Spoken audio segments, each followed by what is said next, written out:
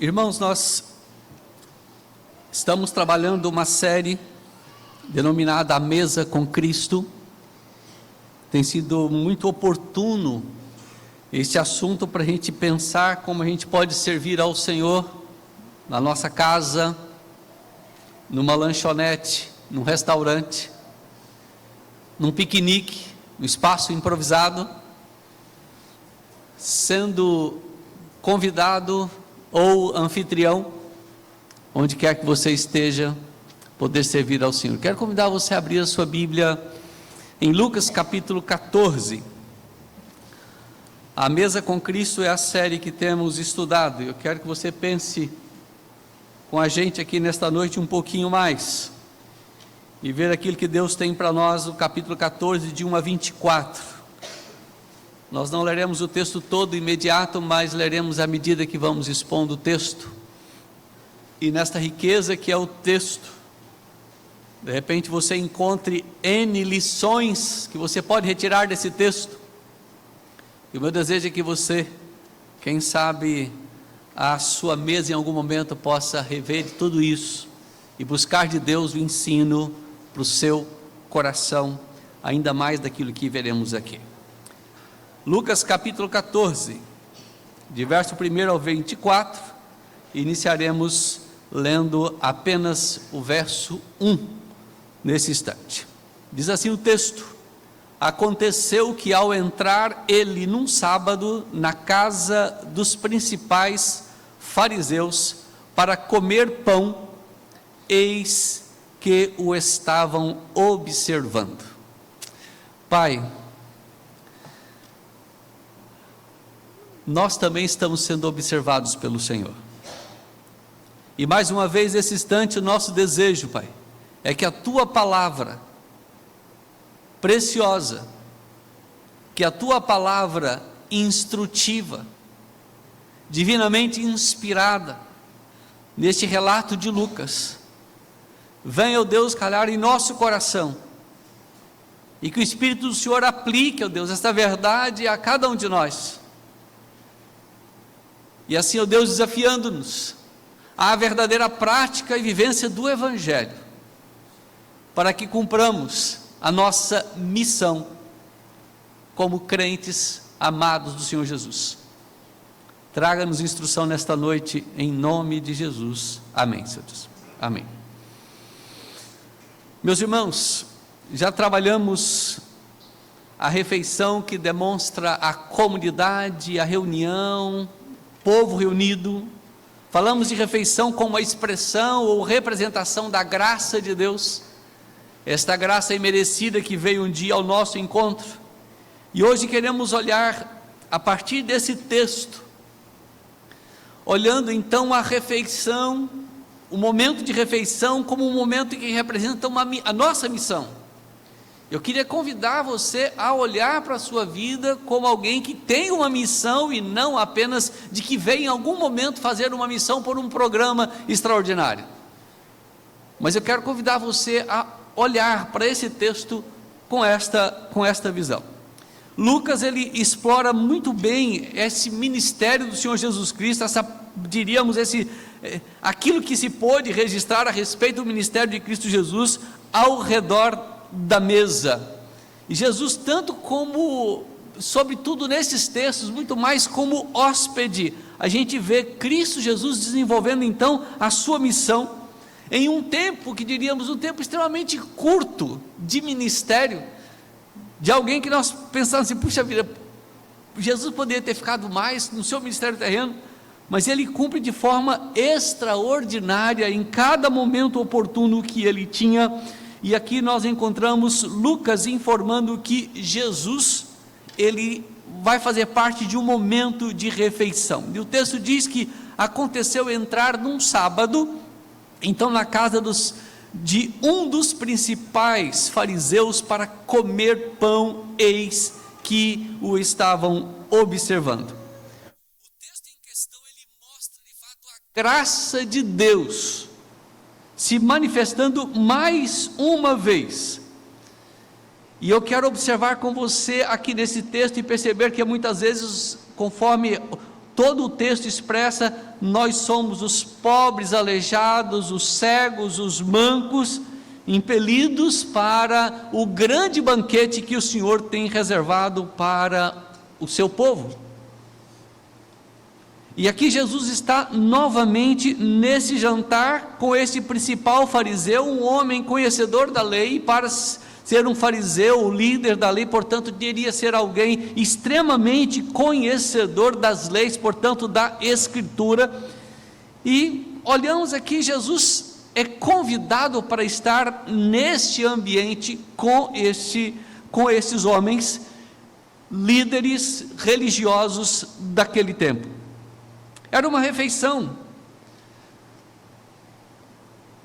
Nós percebemos que há uma refeição especial, porque eles se reúnem no sábado para essa refeição, e essa refeição deveria ser preparada no dia anterior, uma vez que para o judeu preparar uma refeição no sábado, de fato ele estaria quebrando as leis, e o zelo do fariseu não lhe permitia fazer isso. E os convidados chegam para aquela refeição, e ali estava o Senhor Jesus Cristo. Ali estava como um dos convidados encontrados ali naquele ambiente, naquela refeição. E quem sabe olharmos para o contexto da presença daquelas pessoas ali, os fariseus de olho no Senhor Jesus Cristo. Quem sabe Jesus Cristo se encontrava ali como Daniel na cova dos leões, olhando ao seu redor, homens que estavam mirando o Senhor Jesus Cristo. Não era um jantar amigável, não era um jantar, portanto, de amigos, eram de pessoas importantes, incluindo pessoas, então, religiosas. Não era, é claro, aquele moço que estava ali, como o texto vai nos dizer, um moço que, quem sabe, tenha sido convidado com um propósito de ser um deles, um grande convidado da festa. E, portanto, eu quero, então, ler com você do verso 2 até o versículo 6. Ora, diante dele já se achava um homem hidrópico. Então Jesus, dirigindo-se aos intérpretes da lei e aos fariseus, perguntou-lhes: é ou não é lícito curar no sábado? Eles, porém, nada disseram. E tomando, o curou e o despediu. E a seguir lhe perguntou: qual de vós, se o filho ou o boi cair num poço, não o tirará logo, mesmo em dia de sábado? A isso nada puderam responder. A isso nada puderam responder. Primeira coisa que nós observamos aqui neste texto, dentro do nosso tema que queremos trabalhar, refeições trazem a missão à nossa vida comum. Eu queria que você pudesse caminhar aí comigo neste tema. Refeições trazem a missão à nossa vida comum. E o texto diz que os homens olhavam para Cristo, como também Cristo mirava os homens ao seu redor. E Jesus não apenas fazia a sua missão, mas na verdade ele vivia a sua vida, a sua missão. Fariseus estão atentos neste momento. O conflito entre os fariseus e o cristianismo, portanto o Senhor Jesus Cristo, era um conflito que continuava, sobretudo em relação à guarda do sábado. Havia uma hipocrisia religiosa tremenda, extremamente teimosa da parte desses homens. E antes de Jesus ministrar a cura, ele volta-se então para os fariseus e lhes pergunta: é lícito ou não curar no sábado? E eles fizeram silêncio, e eles nada disseram. Jesus quer provocar na vida desses homens uma compaixão pelo sofrimento alheio. Jesus olha para aquela situação e, portanto, lhes pergunta: é lícito ou não, mesmo sendo num sábado? E a lei dizia que em questões de última instância, então, algo poderia ser feito.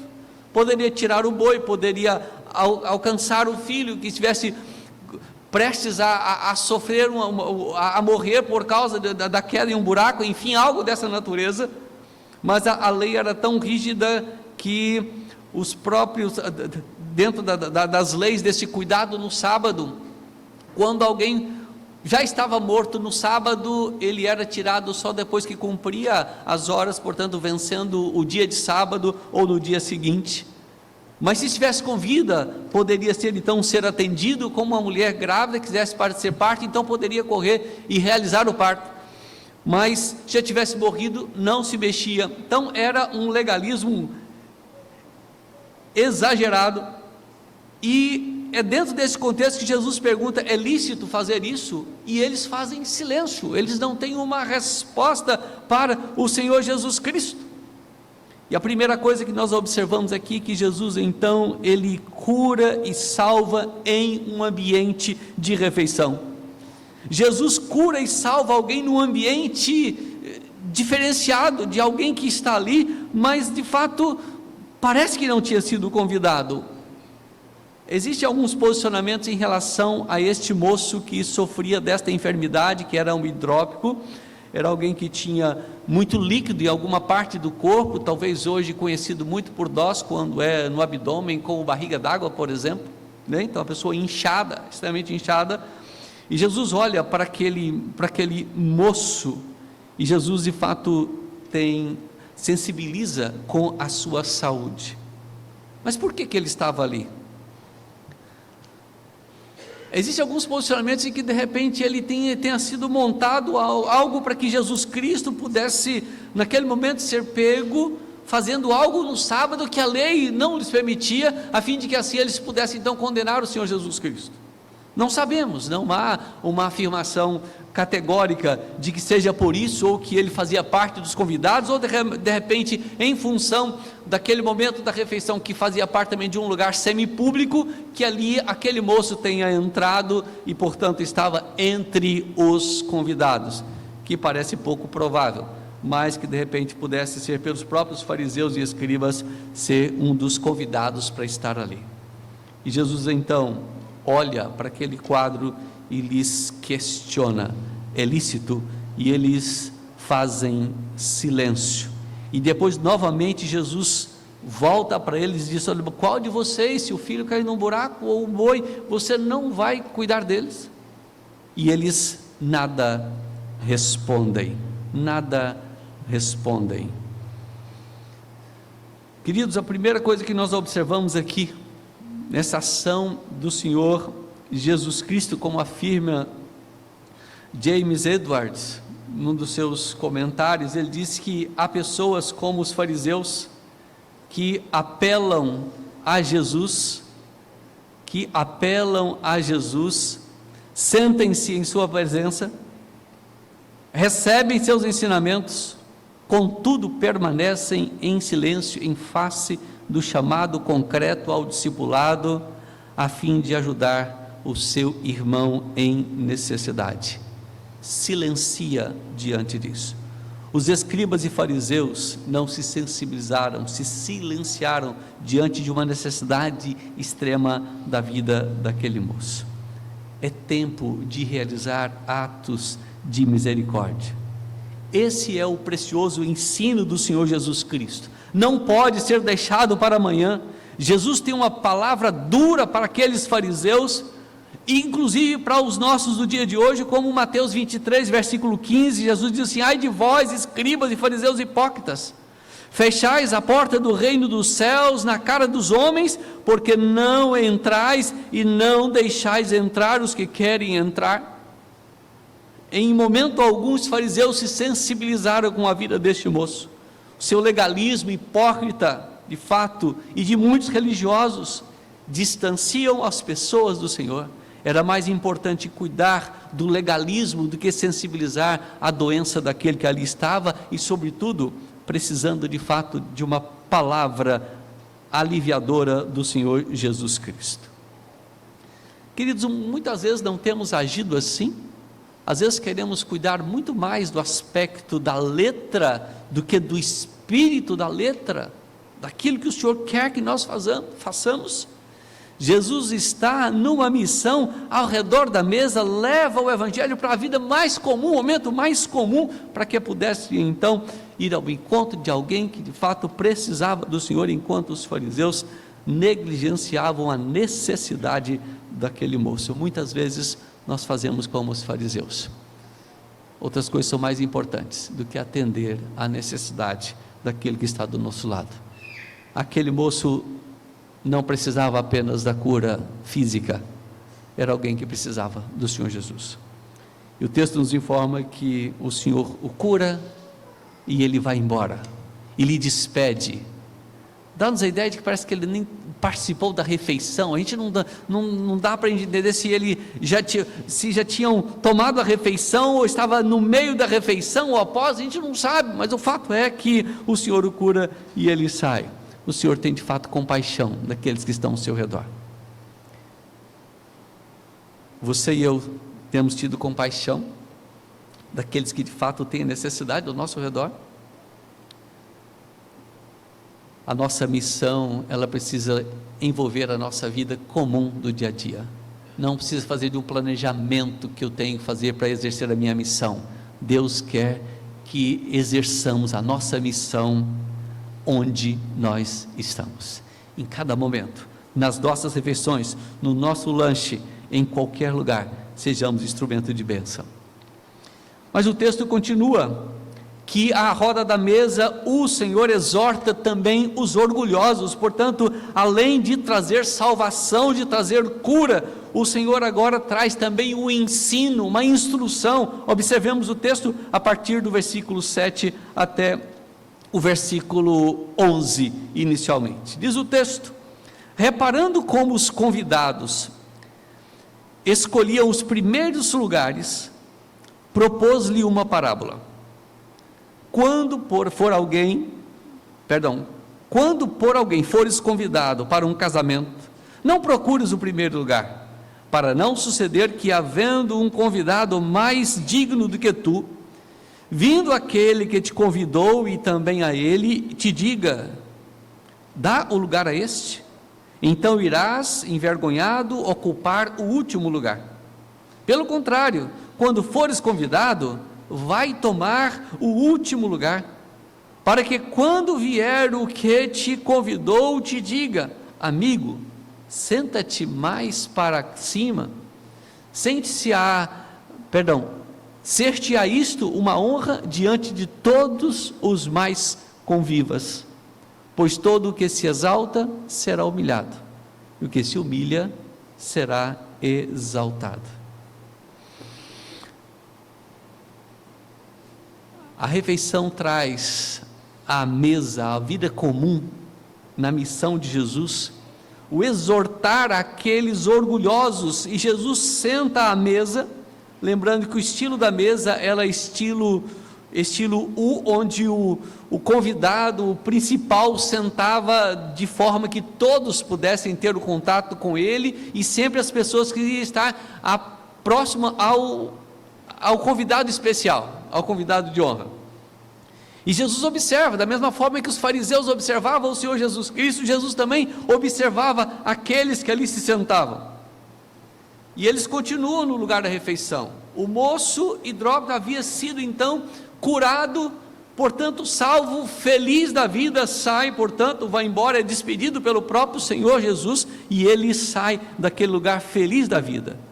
Jesus então observa que é necessário instruir aqueles que estavam precisando de uma orientação quanto à sua vida cristã, aquilo que o Senhor esperava, aquilo que diante do dia a dia de alguém que se diz que conhece a verdade precisa ser trabalhado. E então o texto mostra para nós que primeiro Jesus vai dizer o que você deve fazer, mas depois o que ele não deve fazer, onde você não deve se sentar. Jesus estava falando que não da humildade encenada, mas da verdadeira humildade diante de Deus. Então o Senhor Jesus lhes chama a atenção, porque muitos procuravam estar em lugares de destaque, e é isso que Jesus lhes exorta. E é interessante, o texto aqui mostra-nos na voz passiva um grande detalhe que muitos chamam do passivo divino aqui no texto, que é uma referência a Deus sem usar o seu nome, mas significando que Deus humilhará aquele que se exaltar, mas Ele há de exaltar aquele que se humilhar. E os fariseus não serviam de modelo para os religiosos da época, e Jesus então lhes chama de extremamente orgulhosos, e portanto lhes convida a uma vida diferente diante do Senhor. E é diante da refeição é que o Senhor então exorta esses corações a uma mudança, e a dizer assim: por que você não procura lugar de humildade? No momento oportuno Deus há de exaltar. E se algo que nós olhamos para a Escritura, e a palavra de Deus nos diz que Deus resiste aos soberbos, mas aos humildes Ele ministra a sua graça. Ele quebra o orgulho dos soberbos, dos nobres, como cantamos ainda agora há pouco, e eleva aqueles que se humilham diante do Senhor. Parece que o contexto não era muito propício para isso. Num jantar, o Senhor Jesus Cristo abrir o coração e dizer plena verdade. Queridos, nós não podemos esconder a verdade quando nós instruímos alguém, e essa é uma das verdades que Jesus nos ensina aqui. Portanto, ele volta para os escribas e fariseus. Ele era um convidado da festa, mas ele não podia perder a oportunidade de exortá-los, de discipulá-los, de mostrar como é de fato que devemos nos portar, inclusive diante da grande boda que o Senhor tem para os seus filhos. É por isso que Jesus convida: vinde a mim, aprendei de mim, porque eu sou manso, eu sou humilde de coração. Queridos, o discipulado cristão é o discipulado não da autopromoção, mas da libertação dela, libertação da autoobsessão. Quantas vezes nós queremos de fato nos aparecer, e é isso que o Senhor quer chamar-nos a atenção, a confiança naquele que convida cada um de nós a nos debruçarmos diante dele e nos humilharmos diante do Senhor. E é isso que o Senhor quer mostrar aqui nesses textos. E foi ao redor da mesa, em um momento de jantar, em um momento de uma refeição, que Jesus não pode deixar de expressar a verdade da Escritura e amenizar a verdade do Evangelho para aqueles que estavam lhe ouvindo naquele instante. O apóstolo Pedro, em sua carta, ele diz que o caminho da verdadeira exaltação é de fato a nossa humilhação. Humilhe-se para que o Senhor em tempo oportuno possa exaltá-lo. A refeição traz a missão à nossa vida comum, oportunidades que Deus nos dá, e ali o Senhor Jesus nos ensina isso, a não esconder a verdade, mas mostrar a verdade da necessidade de nós nos humilharmos diante do Senhor, para que Deus possa nos exaltar no tempo do Senhor. Mas o Senhor não para por aqui no seu discipulado, no seu ensino, na sua instrução. O versículo 12 até o versículo 14, disse também ao que havia convidado, agora ele se volta para o anfitrião: quando deres um jantar ou uma ceia, não convides os teus amigos, nem teus irmãos, nem teus parentes, nem vizinhos ricos, para não suceder que eles, por sua vez, te concedem e sejas recompensado, ou te convidem e seja recompensado, Antes, ao dares o banquete, convida os pobres, os aleijados, os coxos, os cegos, e serás bem-aventurado pelo fato de não terem eles com que recompensar-te. A tua recompensa, porém, tu a receberás na ressurreição dos justos.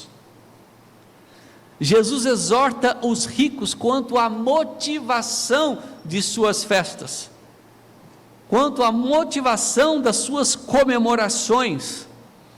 E então Jesus se volta para o dono da festa, o anfitrião, e Jesus está dizendo: não ofereça o seu banquete aos seus familiares, amigos ricos. Em vez disso, convida aqueles que não podem te recompensar.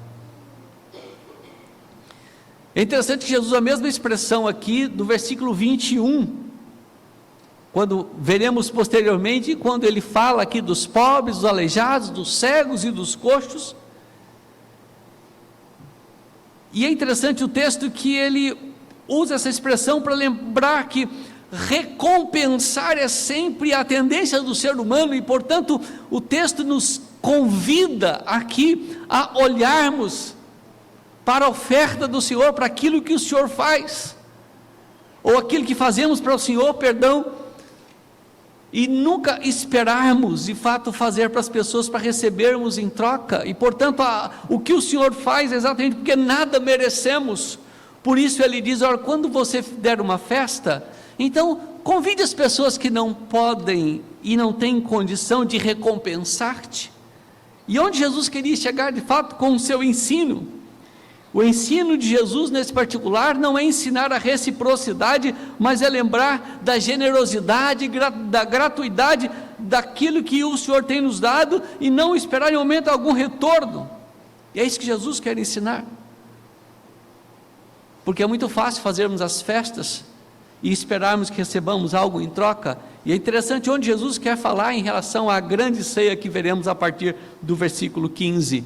Mas o Senhor Jesus está dizendo assim: olha, sirva sem esperar em troca algo daquilo que você de fato acha que poderia receber, porque você fez alguma coisa. E quando nós fazemos as nossas festas, queridos, muitas vezes nós convidamos e esperamos em algum momento, e às vezes até a própria cultura diz assim: olha, eu preciso que você vá lá em casa, eu estou te devendo uma, você já foi lá em casa e eu não convidei você para ir na minha casa.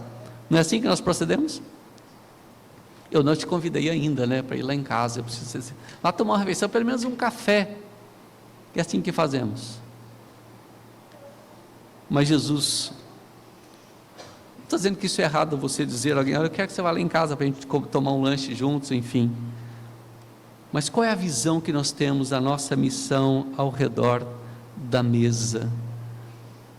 É levar o Evangelho para quem de fato não merece, é levar a graça para aquele que com certeza nada tem e não tem como ter nada para trocar com o Senhor. E a tendência do ser humano é ter aquilo que eu posso adquirir e não aquilo que eu receberia ou que eu devo receber pela graça do Senhor Jesus Cristo. Queridos, nós somos ensinados a pensar na hospitalidade em termos de dívida e não de retribuição ou recompensa. É isso que nós precisamos. A hospitalidade, ela deve ser em termos de dívida nossa e não de recompensa que eu deva receber. A maneira ágape, a maneira do amor do Senhor, da expressão de fé, deve nos colocar numa posição de devedores em relação a Deus e não de merecedores. E é isso que o Senhor Jesus queria ensinar para aqueles fariseus, e sobretudo chamando a atenção para o seu próprio anfitrião em relação à própria festa. Aquele moço hidrópico que chegou, ele não tinha condição de convidar ninguém para ir na sua casa tomar uma refeição, mas os demais fariseus tinham sim como depois recompensá-lo em relação à festa. E Jesus aproveita o momento para trazer ao coração o ensino e lembrar a generosidade, a dádiva, coração aberto, pronto para servir.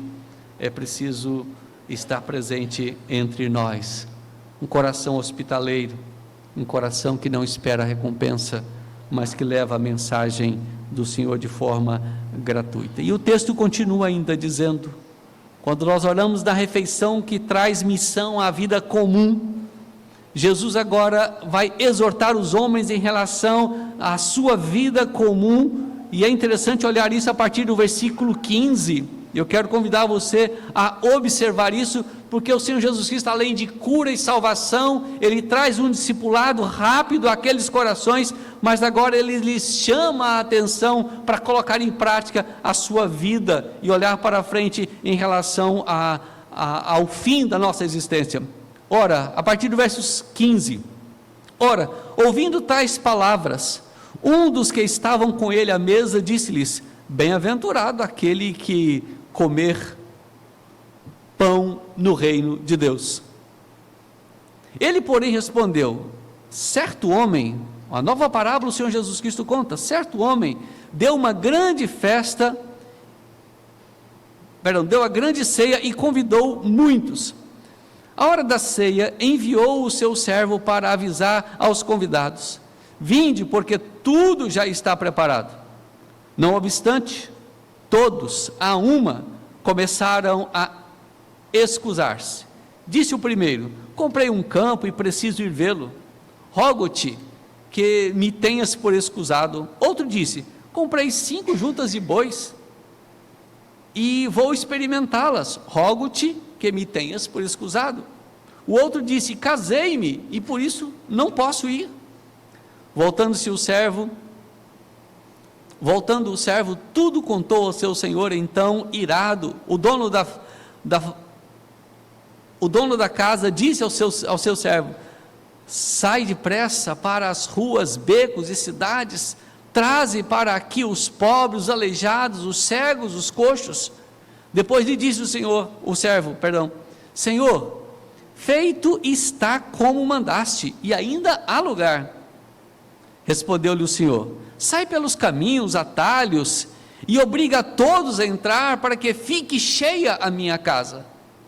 Porque vos declaro que nenhum daqueles homens que foram convidados provará a minha ceia. Alguns detalhes importantes aqui nesse texto, que no Oriente Médio o convite era feito de 2 momentos. Tinha um aspecto duplo o convite. Primeiro, as pessoas eram convidadas e, de acordo com a resposta, né? Hoje é fácil pelo WhatsApp, não sei na época como é que faziam, né? Mas as distâncias também não eram tão longas, e portanto, de acordo com as respostas dos convidados, então os preparativos eram feitos. Os animais eram mortos, naturalmente as festas era regada de carne, boa carne. Mas quando, o segundo convite é quando estava já praticamente no dia, tudo pronto, tudo preparado, então novamente eram os convidados avisados: a festa já está pronta. E a gente percebe aqui na parábola do Senhor Jesus Cristo que os convidados têm uma resposta a dar ao seu Senhor neste momento, ao anfitrião. A gente percebe que o anfitrião, ele avisa e diz: olha, já está preparado tudo, estou então aguardando vocês. Mas o texto diz que é como se eles combinassem, boicotassem a festa. O primeiro diz: olha, eu comprei um campo e preciso ir vê-lo. Eu pergunto assim: quem é que compra um campo antes de ver? Quem é que compra uma propriedade antes de visitar? Nem hoje pela internet, que tem uma facilidade enorme de se informar tudo, passar um vídeo, você não faria isso? R$1.500.000 hoje para comprar uma propriedade. Eu vou lá conhecer porque eu comprei, então não posso ir porque eu já comprei. O outro diz: olha, eu comprei tantas juntas de bois, naquele contexto, né? Usava muito o boi como uma forma então do seu trabalho, sobretudo na zona rural. Comprei 10 juntas de bois, preciso experimentá-las. Mas como é que é isso? Você não tem que comprar antes, né? Você experimenta para depois comprar. Então, umas respostas que na verdade eram respostas simplesmente como nuvens de fumaça, mas a verdade é que é como se tivesse montado um conluio para boicotar a festa, o grande banquete.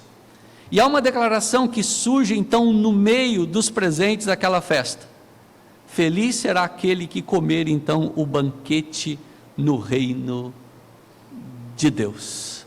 Feliz será aquele que comer o banquete no reino de Deus.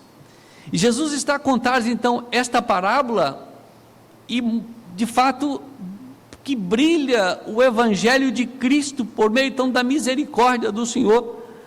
E quando ele olha e ele convida então aos fariseus para que observem isso, e Jesus então afirma que há um banquete messiânico aguardado, está chegando, mas os convidados rejeitaram e portanto insultaram o anfitrião. E agora então Jesus declara: nenhum daqueles homens há de participar, portanto, do meu banquete.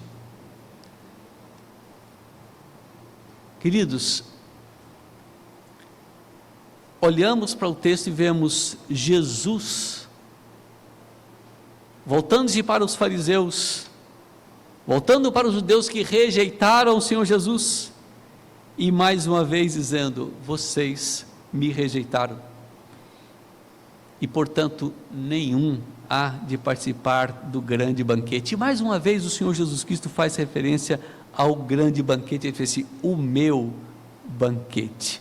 Ninguém há de participar, então, esses homens, do meu banquete. Eu quero convidar você a observar algumas aplicações aqui finais desse texto. Essa é a missão de Jesus, que Ele comissionou você e a mim. Lança o convite da grande ceia, da grande comissão. Do grande banquete que o Senhor tem reservado para os seus. Sai pelos caminhos, leve o Evangelho, traga esses homens. E portanto o que Jesus está ensinando aqui para nós, e Ele convida para a grande ceia, e Ele nos convida de fato a levar o Evangelho de fato àqueles que estão distantes, e portanto não aqueles que se dizem: nós já fazemos parte. E é interessante quando você olha para o versículo 5:15, quando alguém da festa diz assim: olha, eu creio, Senhor, que bem-aventurado aqueles que já vão comer o pão no reino do Senhor. Bem-aventurados, é como se assim, eu creio que nós somos, né, Senhor? Nós somos essas pessoas que vão estar com o Senhor lá nesse grande banquete. E é onde Jesus então conta a sua parábola e diz: olha, vocês recusaram o grande convite do meu banquete. Isto nos lembra dos judeus que negaram o Senhor. Veio para os seus, e os seus não receberam, mas a todos quantos receberam, deu-lhes o poder de serem feitos filhos de Deus, a saber, aos que creem no seu nome. Os aleijados, os cegos, os coxos, os que não têm condição de recompensar ninguém. Portanto, Jesus está dizendo assim: a vida eterna, a recompensa do grande banquete, não existe, porque ele é oferecido de graça. Esta é a graça oferecida, o grande banquete, para aqueles que não têm condição de ir, para aqueles que não têm condição de chegar até lá, para aqueles que estão espiritualmente acabados, para aqueles que não têm condição espiritual de correr atrás, e portanto, essa é a condição do ser humano, os espiritualmente pobres, que nada têm a oferecer pela sua salvação, os espiritualmente aleijados, incapacitados pelo seu pecado, portanto, de chegar ao Senhor, os espiritualmente cegos, que não têm condição de enxergar a verdade sobre Jesus, os espiritualmente mancos, incapazes de vir com sua própria condição física. O Senhor manda ir atrás, e vai lá e junta todo mundo atrás. É o Evangelho que vai ao alcance daquele que não tem condição, é daquele que, para mostrar assim, o Evangelho é graça e não é merecimento. E é isso que Jesus queria ensinar para os fariseus, para os intérpretes da lei, naquele instante, lembrar: esse é o Evangelho da graça, o Evangelho que ele é pregado ao redor da mesa, ao redor do lanche, na viagem, e a experiência foi extraordinária de Cristo aqui, e Ele nos ensina a ser instrumento de graça para aqueles que estão perdidos. Vai ao encontro, e de repente é na sua mesa, é que é o lugar de você encontrar os espiritualmente pobres, espiritualmente cegos, aleijados, para levar-lhes a graça salvadora do Senhor Jesus, para que eles possam experimentar o grande banquete que o Senhor tem reservado para os seus. Porque vos declaro que nenhum daqueles homens que foram convidados provará a minha ceia. Mas ele diz: os cegos, os coxos, os aleijados, os incapacitados de chegar a Deus, esses vão experimentar, porque foram buscados pela graça, uma graça que lhes alcançou e lhes tornou propícios o grande banquete. E a minha pergunta para você nesta noite é: você já aceitou esse convite do grande banquete? Você já aceitou o convite do grande banquete? De repente você se encontre incapaz de ir ao grande banquete, precisa ser buscado, e é isso que o Senhor faz. A graça vai ao encontro do coração quebrado, moído pelo pecado, cego espiritualmente. É a graça de Deus que vai e encontra, e pode trazer à mesa da grande ceia no último dia. Nós partilharemos daqui a pouco da mesa do Senhor, lembrando o que Cristo fez, e eu posso estar ao redor da mesa por causa de Cristo, e não por minhas próprias condições. Os fariseus estavam àquela mesa, mas não mereciam Cristo. Aquele moço estava à mesa, mas também não merecia Cristo, mas Cristo foi favorável àquele que de fato precisava do Senhor. Quantos estão ao nosso redor? E ao redor da mesa Cristo nos ensina a trazer salvação, a trazer instrução, a trazer desafio, mas lembrar que há um juízo para aqueles que não aceitaram o convite da grande ceia, mas há o experimentar abundante da grande ceia espiritual, que só por meio de Cristo a gente pode encontrar. Curva a sua cabeça, eu quero orar ainda com você. Senhor Deus, obrigado pelo amor do Senhor manifestado em Cristo Jesus. Obrigado, Senhor Deus, porque ao redor da mesa a missão pode ser desenvolvida. Cristo, Senhor Jesus, nos ensina isso, levando a verdade preciosa do Senhor, ó Deus, a corações tão carentes e necessitados.